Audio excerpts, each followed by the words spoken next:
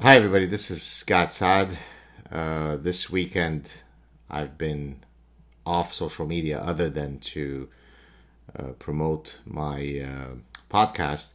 This was the agreement that I came to with my wife. It's her birthday, and so I promised that I would not get on social media. I'm slightly violating now in that I am uh, taping this SAAD TRUTH, which I might either post later today or maybe tomorrow.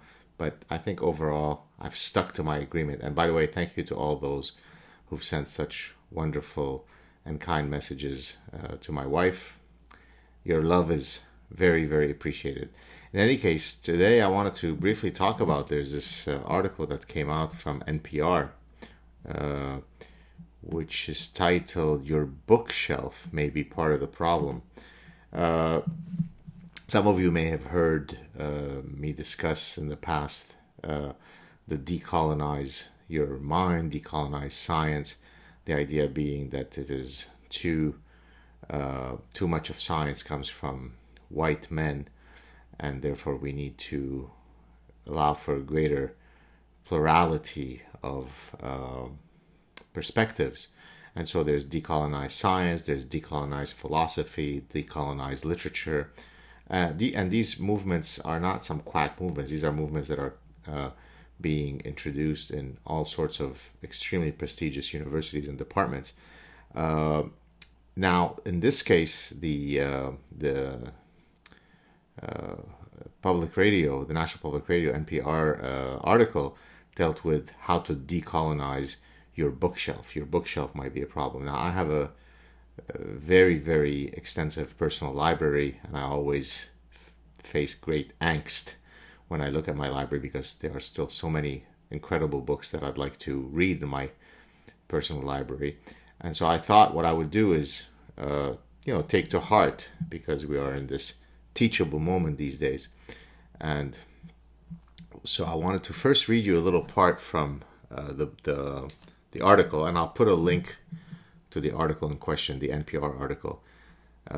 This is from I think it was a Latino writer by the name of, let me get that for you. What is the name?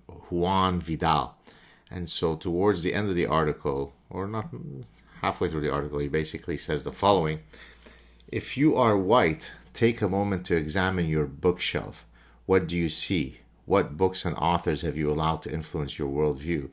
And how you process the issues of racism and prejudice towards the disenfranchised? Have you considered that if you identify as white, by the way, if you identify as white, not if you're white, because remember, transracial, you could be white but self-identify as black.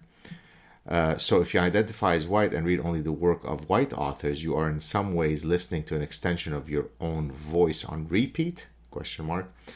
While the details and depth of experience may differ, white voices have dominated what has been considered canon for eons. That means non-white readers have had to process stories and historical events through a white author's lens. The problem goes deeper than that anyway, considering that even now, 76% of publishing professionals, the people you might call the gatekeepers, are white. And so I took this gentleman's call to action at heart to kind of look over my own personal library. And boy, I came up with some quite ugly conclusions. It is clear that I am part of the problem. But first, what I wanted to do is contextualize what I'm about to do in light of this. You're welcome, Dave Rubin. I'm giving you some promotion.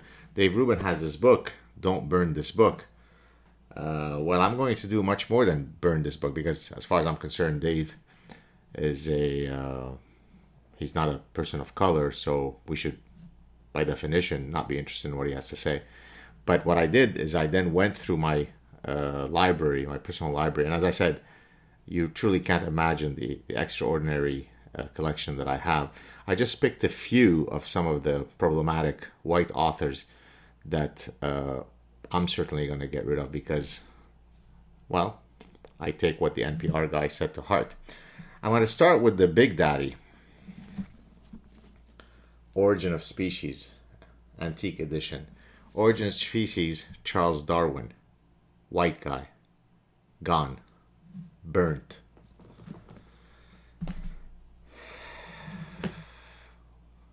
The Confessions of Saint Augustine? Yeah, right. White guy. Antique version. Gone. Oh my God. Plato. Selected Dialogues. Another antique. Gone.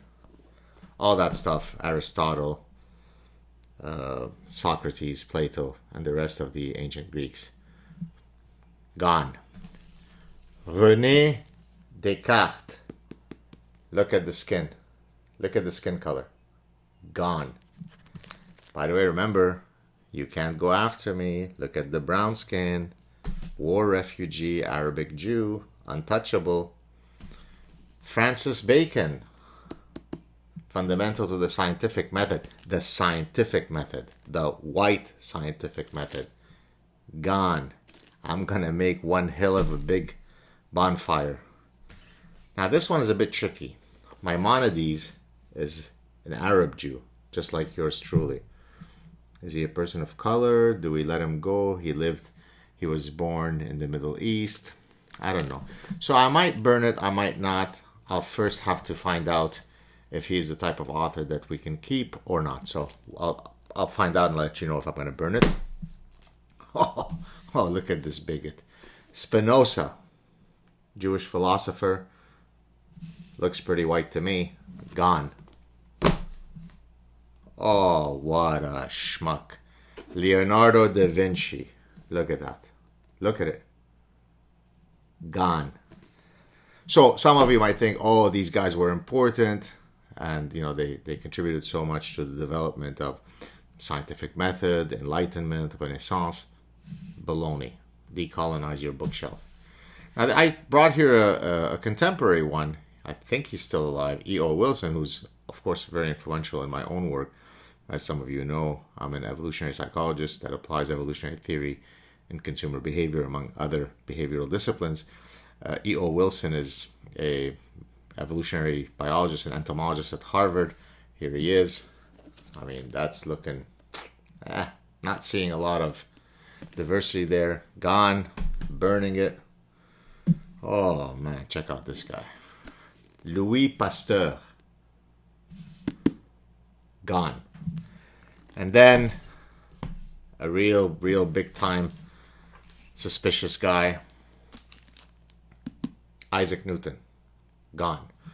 So I think that if I get rid of these books, replace them with more appropriate books, then at least I would have done my part in decolonizing my bookshelf.